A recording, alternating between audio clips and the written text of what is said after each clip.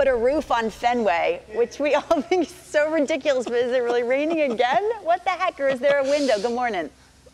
Lauren, good morning. It's a beautiful day at Fenway Park. As one of my old football coaches once said, John, it never rains on a baseball field or a football field. It's always perfect conditions. Lauren, I look around.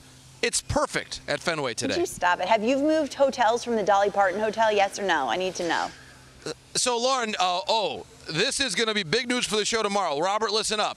So the Dolly Parton trailer is amazing, and I love it, and it's home for me now. However, I will find a different location in the hotel with even more interesting musical eclectic tastes for tomorrow's segment. I need to know what makes you angry, because I have a feeling the answer is nothing. Yesterday, JP, we talked about the Red Sox youth when you're talking about the lineup, but you know there has to be that veteran presence, and Justin Turner has been everything they've hoped him to be. What have they hoped for, and what has he lived up to?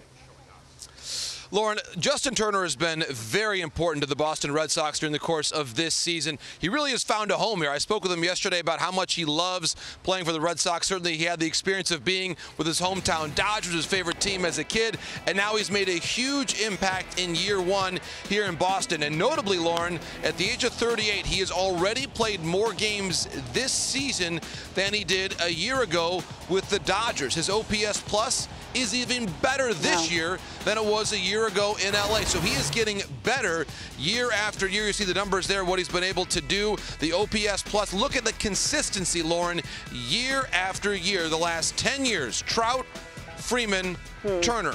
Extraordinary numbers. Now, he has a player option for next year. Still, of course, not clear what the ultimate resolution is going to be on that, but I do know he loves it here, and the players here love JT. When I was speaking with him in the clubhouse yesterday, Lauren, span of about 10 minutes maybe, I would say a half a dozen different players came up and checked in with him, said hello. He is a very popular teammate, a great teammate, and a leader on this Red Sox team. He is the best. He has gone through the ebbs and flows of this great game and come out on the best side. The Yankees lineup, JP, has looked different lately. I remember when we heard about Austin Wells and Jason Dominguez, there was a lot of excitement and there was hope. What's the feeling now?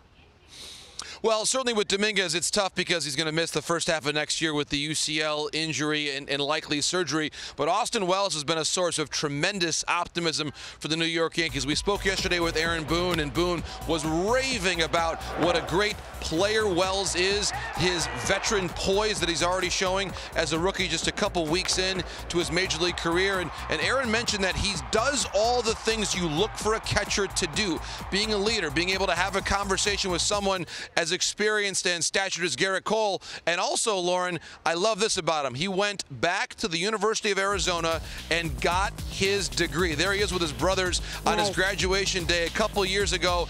And Lauren, you think about signing as a junior, you're off and you're playing pro baseball, but he's from a very proud Wildcat family. He went back and earned his degree. I think that just reflects so well on his poise, his maturity, and the studious nature that he brings to his craft as well. A very close friend of Anthony Volpe coming up in the minor league. So certainly the Yankees, it's been a disappointing year. We know that. But the number of young players who have gotten an opportunity, that's a positive note for the Yankees, especially with their young catcher in Austin Wells. Yeah, controlling the tempo of the game at a young age and getting the respect of everyone around you. I can't imagine it's an easy thing. At the top of that division by 3 games, JP Morosi, are the Baltimore Orioles, and we will see John Means for the first time since April. What is the expectation? Well, Lauren, it's going to be a really interesting start for Means this evening to see what he's able to do in terms of how long he can go into the game. The O's, I think they've been very careful and cautious with the way they brought him along since recovering from Tommy John surgery. And the luxury that they have right now is the way that some of their younger pitchers have emerged.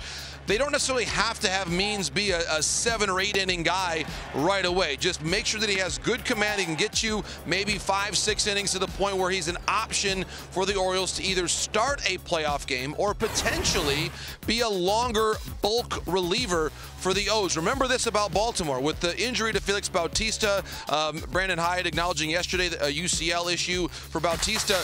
With Means and what he's been able to do, they may be able to use Means in a bulk role. There are the rotation options right now that Means has joined the group. Dean Kramer, a breakout year. Kyle Bradish, one of the very best pitchers in the American League this season. Grayson Rodriguez has been much better since coming back here in the second half. Some postseason experience there with Jack Flaherty, too. So I think overall, Lauren, it's been a rotation that maybe isn't isn't often cited as the strength of this team. However, the numbers say it's a very stable group, and with John Means coming back today, they get even better. Yeah, about 17 months since we've seen him. He has personified resilience. He'll say, I'll pitch anywhere, anytime, I just want to win a World Series. JP Morosi, stay dry. I mean, if you stay there another day. A beautiful day at Fenway. It is. My pleasure. It is a beautiful day because there's baseball on our air, 1 p.m. Eastern, 1:30, first pitch on MLB Network.